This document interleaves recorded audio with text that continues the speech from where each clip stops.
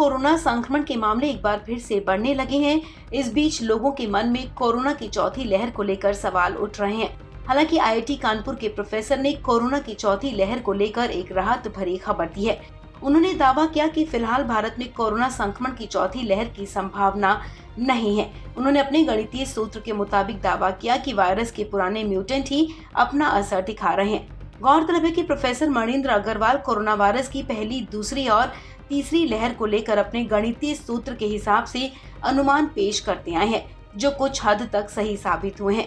ऐसे में कोरोना की चौथी लहर को लेकर भी उनके दावों में दम नजर आता है।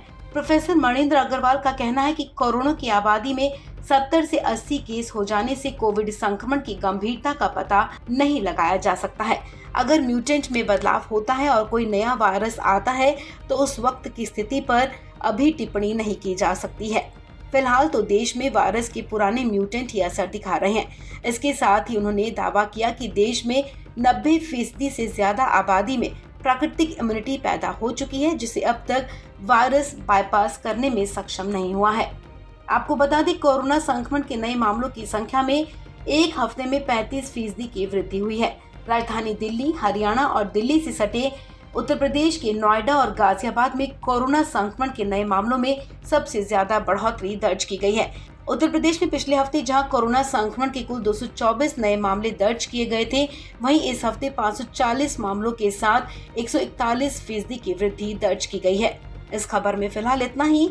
ये एक एपिडेमोलॉजी का नियम है कि जब आप रेस्ट्रिक्शन लगाते हैं, लोग मास्क पहनना शुरू करते हैं, आने जाने में थोड़ा रेस्ट्रिक्शंस होते हैं, तो फैलने की रफ्तार कम हो जाती है, इसीलिए लॉकडाउन्स लगते हैं। इसका दूसरा भाग ये है कि जब हम सारे रेस्ट्रिक्शंस हटाते हैं तो फैलने की रफ्तार बढ़ती है। और अगर आपने ध्यान दिया हो, पिछले 1-1.5 महीने में सारे रेस्ट्रिक्शन एक एक करके हटा दिए गए हैं। अब मास्क पहनना भी अनिवार्य नहीं रह गया है, तो इसकी वजह से थोड़ा तेज़ी से संक्रमण का फैलना बड़ा सामान्य बात है, इसमें कोई आश्चर्य की बात नहीं है। तो उसकी वजह से कुछ संख्या बढ़ रही हैं। कुछ स्कूल खुल गए हैं, तो बच्चों में अब सब घर से बाहर निकले हैं, थोड़ा उनमें भी फैल रहा है। तो मोटा मोटा देख के मुझे लगता है कि अभी कोई चिंता की बात नहीं है। ये कोई भी इसमें अभी तक ऐसा आश्चर्यजनक चीज़ नहीं दिखी है कि अरे ऐसे कितना ज़्यादा संख्या कैसे बढ़ गई।